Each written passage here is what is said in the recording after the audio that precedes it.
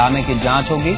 DM ने जांच का जिम्मा सीडीओ को सौंपा है। लैपटॉप बैग न मिलने से भड़के छात्रों के कार्यक्रम के दौरान जमकर तोड़फोड़ की थी।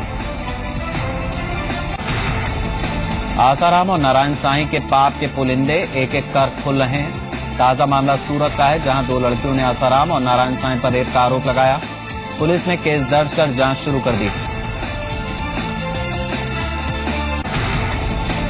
आसाराम पर रेप का आरोप लगाने वाली लड़की की सहेली के साथ भी रेप का आरोप आसाराम पर लगा है। मेरठ में रहने वाला पीड़ित परिवार लापता है। करीब 10-11 दिन से इनके मेरठ के घर पर ताला लटका है। अब रिश्तेदार ने थाने में तहरीर देकर तलाश की मांग की है। बलिया में गलत लोगों को ब्लड डोनर कार्ड देने के मामले में जी मीडिया की खबर का असर हुआ है। डीएम ने मामले की जांच के लिए 3 सदस्यीय टीम गठित की है। इसमें सीडीओ, समाज कल्याण अधिकारी और अपर जिलाधिकारी शामिल हैं। बीजेपी के राजस्थान प्रदेश अध्यक्ष वसुंधरा राजे ने कांग्रेस के खिलाफ मोर्चा खोल दिया है। उन्होंने जयपुर में एक प्रेस कॉन्फ्रेंस कर गहलोत सरकार के खिलाफ आरोपों की एक सीडी जारी की और बीजेपी ने तमाम आरोपों से जुड़े दस्तावेज राष्ट्रपति को सौंपे।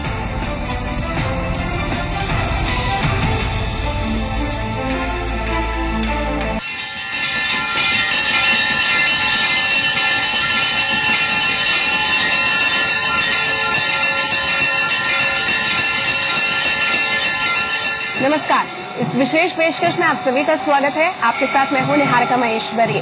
नवरात्र की शुरुआत हो चुकी है और शारदीय नवरात्र के अवसर पर देवी का हर मंदिर रोशनी और भक्ति से सराबोर है। गली गली, मोहल्ले, शहर, गांव, हर जगह देवी की आराधना में लीन भक्त दिख रहे हैं। ऐसे विंध्याचल धाम हम पहुंच चुके हैं। विंध्य क्षेत्र में हम मौजूद हैं। विंध्य पर्वत पर जो भारतीय समय का मानक केंद्र माना जाता है, वहां पर हम मौजूद हैं त्रिकोण यात्रा करने, यानी कि माँ विंध्यवासिनी, माँ कालिको, माँ अष्टभुजा का दर्शन करने, जो महालक्ष्मी, महाकाली, महासरस्वती का विशेष रूप से एक रूप है। कहते हैं कि इनकी पूजन आराधना करने से नवरात्र में धार्मिक और आर्थिक सुख शांति मिलती है। चलिए हम माँ के विशेष दर्शन आपको कराते हैं और यहाँ की मुख्य बातें, यहाँ की मान्यता, यहाँ की दिव्यता से आपको रूबरू कराते हैं।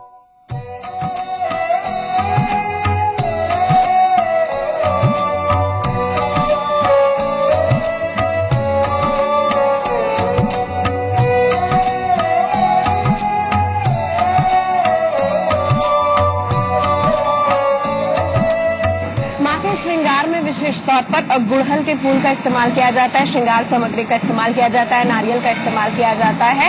तो इन विशेष सामग्री को माँ को अर्पित करने से माँ प्रसन्न होती हैं और तमाम तरीके की भौतिक सुख सुविधाओं का लाभ, आध्यात्मिक सुख सुविधाओं का लाभ आपको देती है। चलिए अब आपको मंदिर के दर्शन कराते हैं और यहाँ की विशेष बातों से आपको रूबरू कराते हैं। कैसा माहौल है, कैसी दिव्यता है, कैसी आस्था की एक चादर पूरे मंदिर प्रांगण में है।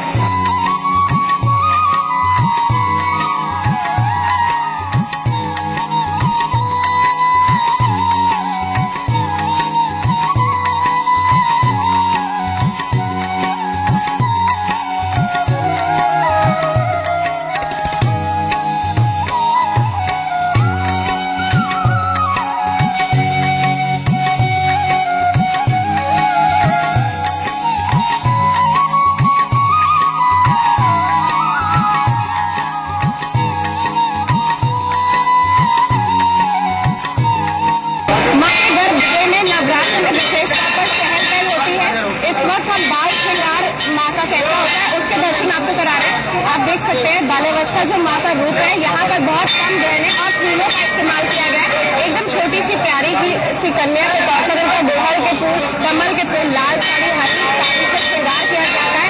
वक्त अपने सामर्थ्य अनुसार इन्हें सामान आदि अपनी आस्था के अनुसार प्रसाद आदि भेंट करते हैं। उसके बाद ये जो श्री चरण है, इस श्री चरण पर मत्था टेककर इस दरबार से विदा लेते हैं, इस कामना के साथ कि जो भक्त हैं वो खुश होकर जाएं और माँ उनके विघ्नों को दूर करे।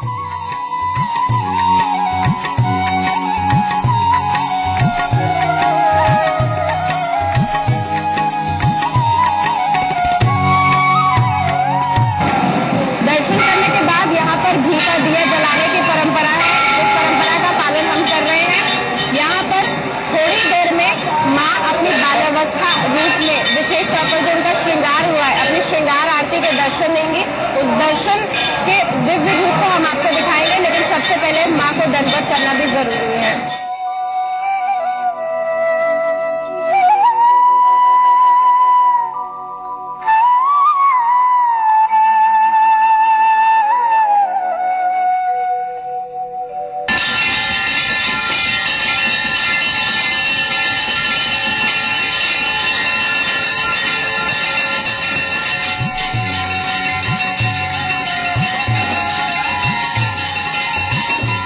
यहाँ जो यात्री दर्शन करने के आते हैं उनके अंदर श्रद्धा, भक्ति और समर्पण भावना होना आवश्यक है। ये चारों आरतियाँ मंगला आरती सुबह, दोपहर में फिर मध्याह्न आरती, सायंकाल को छोटी आरती, फिर रात 9:30 बजे बड़ी आरती, ये 4 आरतियाँ होती हैं।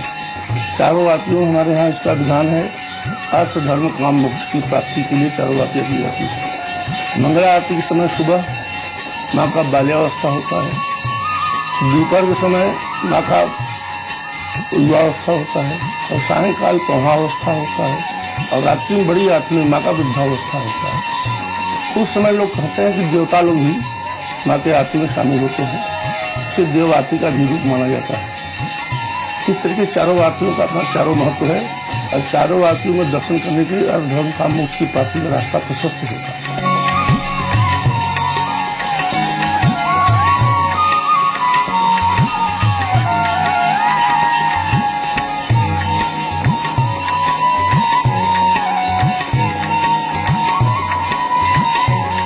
माँ का पूजन करने आते हैं अपने परिवार के, अपने बच्चों के कल्याण के लिए, उनके विद्या बुद्धि विकास के लिए, अपने रोजगार धंधा की सफलता के लिए माता रानी से मन्नत मानते आते हैं और माता पूरी करती है नवरात्रों में। माँ के दर्शन किए, हमें बहुत अच्छा लगा और बहुत यहाँ आकर हमें बहुत खुशी होती है माँ के चरण में सिर झुका करके। मंदिर में अनादिकाल से पूजन चला आ रहा है।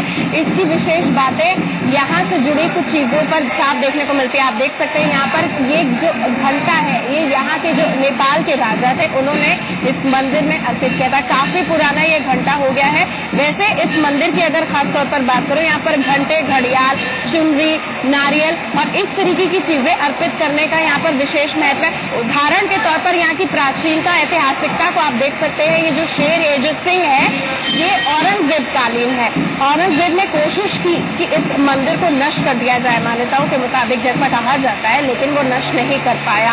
आप देख सकते हैं यहाँ पर ये सिंह, देवी का ये सिंह, देवी के दरबार के ठीक सामने, ऐशान कोट के ठीक सामने देवी की रक्षा कर रहा है। ऐसे ही बहुत ही खूबसूरत आधुनिक दौर में प्राचीनता के यहाँ पर उदाहरण देखने को मिलते हैं। विंध्यवासिनी देवी की आरती के हमने दर्शन करे, लेकिन आरती अधूरी तब नहीं है जब हम भगवान शिव के दर्शन ना करें। आरती के तुरंत बाद यहाँ पर भगवान का पंचानन स्वरूप है, उसके दर्शन आपको कराते हैं, क्योंकि शिव के साथ शक्ति भी जुड़ी हुई है।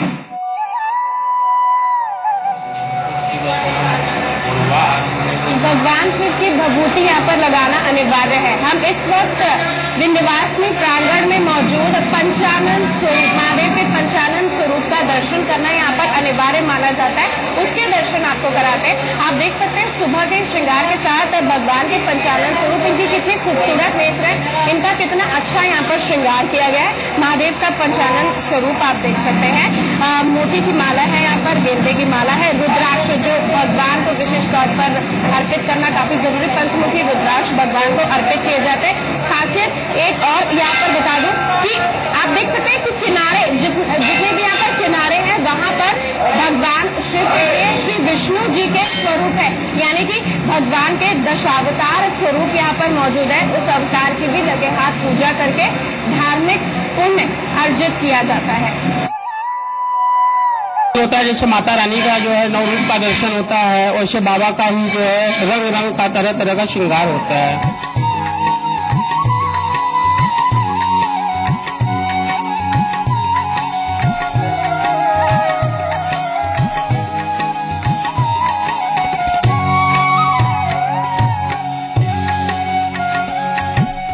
मां विंध्यवासिनी विंध्यवासिनी के दर्शन तब पूर्ण माने जाते हैं जब भैरव जी के दर्शन होते हैं। अभी हम मेषरान कोण में थे, अब हम पूर्व की ओर अग्रसर हैं। अगला पड़ाव मां विंध्यवासिनी के दर्शन के बाद है भैरव जी का मंदिर। भैरव जी के दर्शन यहाँ पर इसीलिए मशहूर है, इसीलिए विख्यात है क्योंकि ये हिंदुस्तान का ऐसा इकलौता मंदिर है जहाँ पर भैरव जी के साथ भैरवी जी के भी दर्शन होते हैं।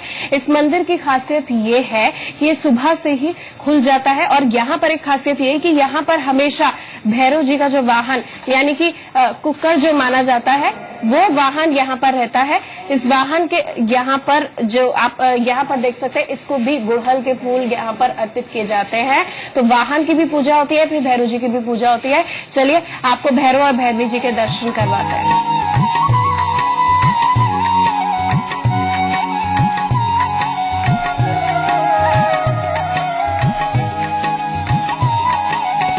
भैरव जी के दरबार में सात्विक और तामसिक दोनों तरीके के पूजन नवरात्र में होते हैं। मेरे हाथ में इस वक्त पूजा की थाली है जो मां विंध्यवासिनी की पूजा की थाली से थोड़ी भिन्न है क्योंकि इसमें यहाँ मेहंदी का फूल है, इसमें 2 नींबू हैं, कपूर है जो भैरव जी को अर्पित किया जाता है। खासतौर पर जो पीले फूल हैं, गुलाबी फूल हैं, वो उन्हें और भैरवी जी को अत्यंत प्रिय है। आइए करते हैं भैरव जी की पूजा। आप भी मेरे साथ कर सकते हैं।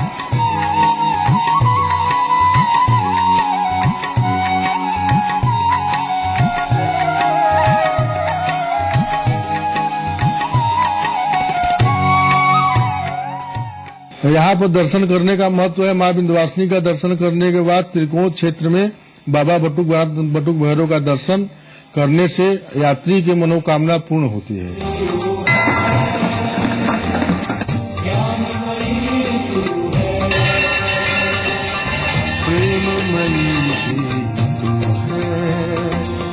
हम बच्चों को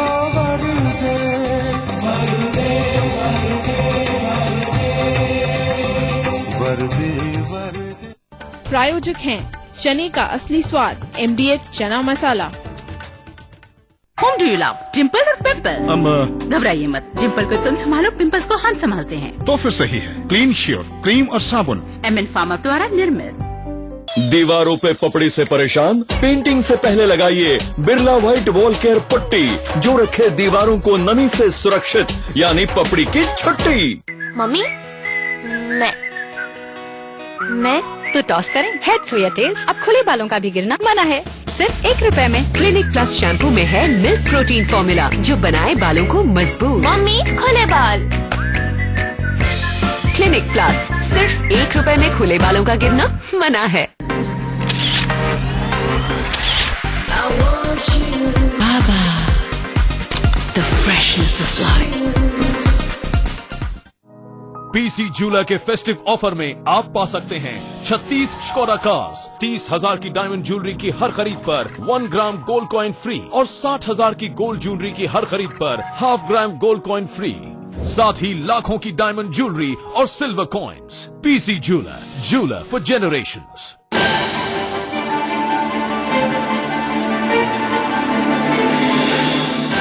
उत्तराखंड के मुख्यमंत्री के अथक प्रयासों से जनजीवन पटरी पर लौटने लगा है।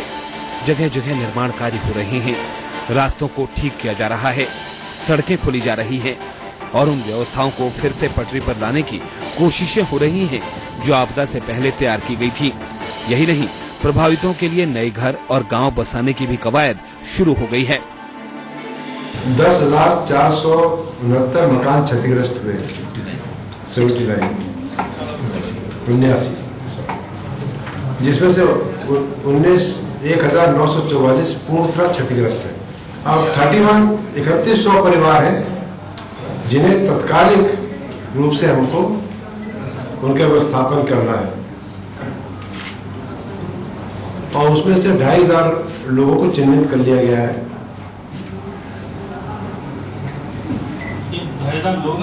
परिवार सब परिवार 600 ऐसे परिवार हैं जिन्हें गैर सरकारी संगठनों, कॉर्पोरेट हाउसेस एवं अन्य संस्थाओं द्वारा विस्थापित किया जाना प्रस्तावित है। शिक्षा राज्य सरकार प्रभावितों के लिए सुरक्षित जगहों पर प्री फैब्रिकेटेड भवन तैयार करवा रही है जिसमें सभी सुविधाएं मौजूद रहेंगी। इन घरों की अनुमानित लागत करीब 6 लाख रुपए है। जो कि प्रदेश के मुख्यमंत्री पुनर्वास के तहत प्रभावितों को मुफ्त में दे रहे हैं। यही नहीं, इन घरों पर 30 साल तक की गारंटी भी है। अभी हम इनको प्री फैब्रिकेटेड 2 कमरों का सेट विद टॉयलेट और एक किचन के साथ बनाएंगे, जिसके टेंडर्स फ्लोट हो रहे हैं। इनकी लागत हमें अनुमान है कि 6 लाख के आसपास होगी। 6 लाख पर यूनिट और 30 साल की मिनिमम गारंटी इन प्री फैब्रिकेटेड हाउसेस की होगी। वैसे तो ज्यादा लंबे से चलेंगे। वर्ल्ड बैंक ने जो है इसका नक्शा पास किया है, जो है टीमाई ली है। हमने जिनके मकान पूर्णतः क्षतिग्रस्त हो गए थे उनको 2 लाख रुपए दिया है, लेकिन ये प्री फैब्रिकेटेड हाउसेज जो हम दे रहे हैं ये फ्री दे रहे हैं। मुख्यमंत्री ने अपने कोष से नए गांव में विकास के लिए धनराशि भी जारी कर दी है, जिससे उन गांव में बिजली, पानी और सड़क की व्यवस्था की जा रही है। In addition to that, 2 lakh उनको कंपनसेशन दिया है। 2 लाख कंपनसेशन। जब कोई बात गलत हो जाए तो बता देना, इसीलिए अधिकारी उठाए गए तो ये जो प्री फैब्रिकेटेड हाउस हम दे रहे हैं ये फ्री दे रहे हैं। ये प्री फैब्रिकेटेड हाउसेज जो है ये हमने जगह चिन्हित की है जहां पे ये प्री फैब्रिकेटेड मकान बनेंगे। उनके जगह नाम बता रहा हूं, पिथौरागढ़ जनपद में बंगापानी, मतकोट और छाड़छुम,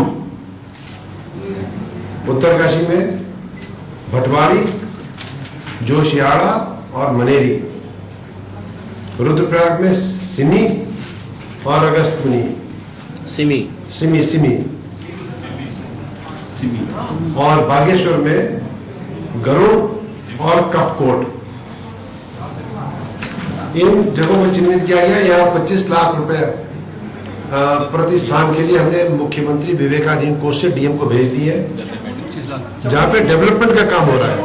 अब यहाँ पे हमने 25 लाख रुपए डीएम को भेज दी हर साइट को डेवलप करने के लिए, ताकि वहाँ बिजली, पानी, सड़क की व्यवस्था हो जाए। और जैसे ही टेंडर्स फाइनल हो जाएंगे तो ये प्री फैब्रिकेटेड हाउस यहाँ बना दिए जाएंगे और इन स्थानों पे 50 से लेकर 100 तक के परिवारों के लगभग हर स्थान पे लोगों को बसाया जाए।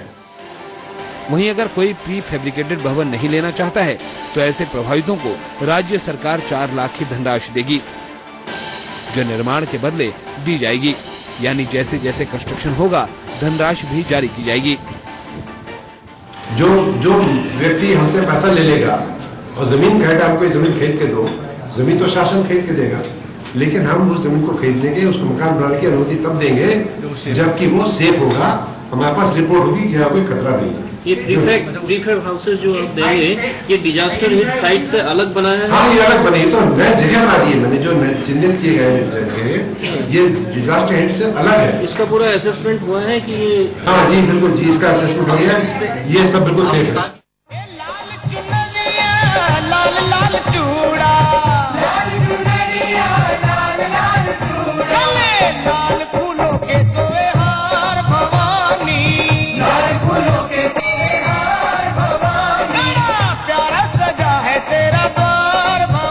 विंध्याचल यात्रा का दूसरा पड़ाव है मां कालिखो के दर्शन करना। यहाँ पर मां का कालरात्रि यानी कि रक्त दांतिका स्वरूप है। नवरात्र के 9 दिन यहाँ पर सात्विक तामसिक दोनों तरीके की पूजन होता है।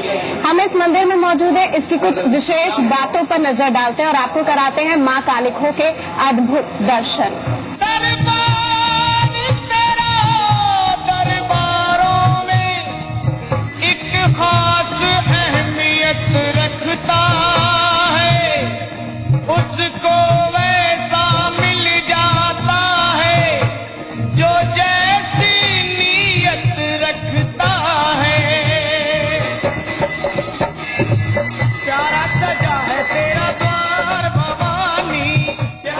महाकाली के विशिष्ट रूप के अगर दर्शन की बात करें, आप देख सकते हैं उनका अद्भुत श्री विग्रह।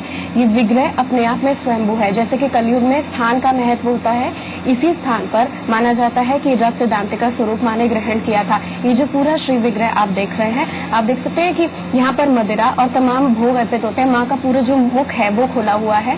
जितने भी पदार्थ अर्पित होते हैं वो कहाँ जाते हैं, कौतूहल का विषय है। नवरात्र में माँ का विशेष तौर पर चांदी से श्रृंगार किया जाता है। त्रिनेत्र हैं और इनकी प्रिय वस्तुओं को अर्पित करने के लिए भक्त ललायत रहते, उसका विशेष तौर पर ध्यान रखता है। अगर मैं बाईं ओर ध्यान अर्जित करूं, यहाँ पर भैरव बाबा हैं। माँ काली की पूजा के साथ साथ उनकी भैरव बाबा की भी विशेष तौर पर यहाँ आराधना करने का विधान है।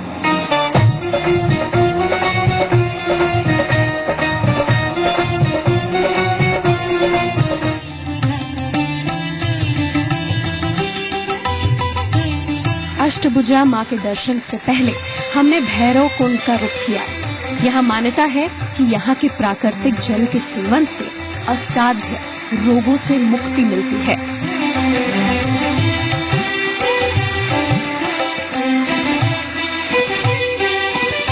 थकावट मिटाकर हमने उस विंध्य पर्वत की चोटी पर स्थित श्रीयंत्र की सकारात्मकता को महसूस किया, जिस पर मान्यता है कि माँ विंध्यवासिनी का वास इसी यंत्र पर है।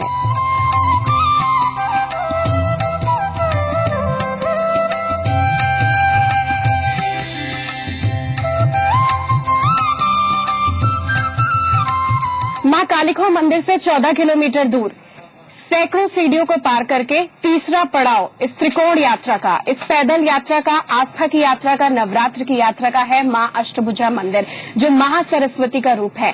ज्ञान अर्जित करना हो तो माँ की पूजा करें, यहाँ के पुजारी कहते हैं।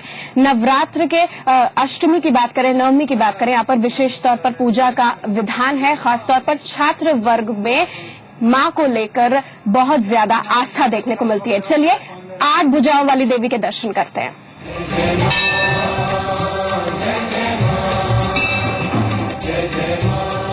माँ अष्टभुजा का दरबार 4 फीट की गहरी गुफा में है। माँ सरस्वती का ये रूप है और इनको प्रसन्न करने के लिए विद्यार्थी वर्ग यहाँ पर आते हैं। गुड़हल के फूल और पीले रंग की माँ को अत्यंत प्रिय है, इसीलिए नवरात्र के कुछ विशेष दिनों में यहाँ पर पूजन अनुष्ठान की पद्धति विशेष तौर पर पारंपरिक तौर से चली आ रही है। आइए आपको माँ के श्री विग्रह के दर्शन कराते हैं। निर्मल मन कर दे, प्रेम अतुल कर दे, निर्मल मन कर दे, प्रेम अतुल कर दे, सबकी सबकी हो, ऐसा हमको वर दे। माँ का श्री विग्रह अद्भुत है, देखते ही कांति और करुणा बरसती है। आप देख सकते हैं जिस तरीके से चांदी के छत्र, अगर मैं ऊपर से शुरू करूं तो चांदी के छत्र के बीच में माँ अष्टभुजा विद्यमान है। 8 भुजाएं पूरी तरीके से ढक दी गई हैं। इनका भी 4 पहर की विशेष आरती होती है, 4 तरीके का श्रृंगार होता है। पीले रंग के फूल जिस तरीके से हम बता रहे थे, माँ सरस्वती का ये रूप है। साथ ही योग माया कृष्ण जी की बहन, जो उस समय अगर हम उस काल की द्वापर युग की बात करें तो वहां से इस मंदिर का इतिहास विशेष तौर पर जुड़ा है। अष्टभुजा देवी के मंदिर में आने से ज्ञान की प्राप्ति होती है। ज्ञान अर्जित करने में विशेष तौर पर यहाँ पर पूजन पाठ आदि की शुरुआत होती है। भक्तों को सलाह दी जाती है कि वो भगवान के, माता जी के चरणों में दंडवत करें, उस पर विशेष तौर पर ध्यान लगाएं, क्योंकि नवरात्र की अगर बात करें तो नवरात्र ध्यान का पर्व है, आध्यात्म का पर्व है, और ऐसे में शक्ति की उपासना का विशेष तौर पर महत्व है। तो जो तीसरा पड़ाव था माँ अष्टभुजा का, वो आज हमने पार करा। इस त्रिकोण यात्रा का अब विशेष महत्व हमने बताया। एक महत्वपूर्ण बात यह है कि नवरात्र की जो 9 रात्र है, हर रात अपने आप में बहुत खूबसूरत है। अगर आप विंध्याचल धाम नहीं आए हैं तो आप जरूर आइए। इस त्रिकोण परिक्रमा को करके वाकई में आर्थिक, भौतिक और सुख सुविधा, समृद्धि, धन, जिनकी आप कामना करते हैं, माँ उसकी पूर्ति जरूर करती है। जरूरत है बस एक भाव की। जी मीडिया के साथ आप जुड़े, बहुत बहुत धन्यवाद इस विशेष पेशकश में शामिल होने के लिए। सत्यमयी तू है, ज्ञानमयी तू है, सत्यमयी तू है, ज्ञानमयी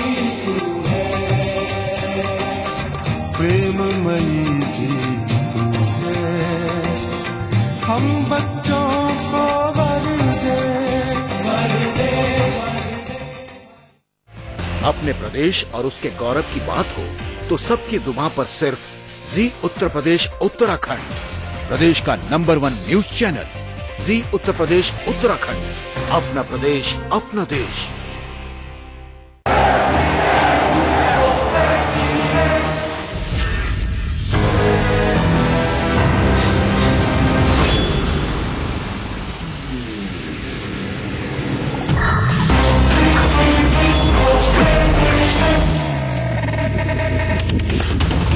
Discover details like never before. New Intex Aqua i7 with 32 GB internal memory. Live life in full HD. Intex. अनमोल है वो शक्ति जो अपने देश के लिए लड़ी। अनमोल है वो जज्बा जो अपने मातृभूमि के लिए सब कुछ भुला बैठा।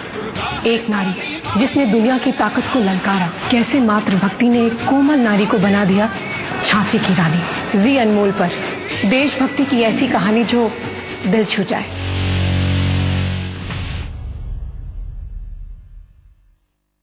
मामू अनारदाना। अनारदाना लाना लाना लाना। हाजमोला का नया अनारदाना। मेरी सबकी बोला हाजमोला अनारदाना।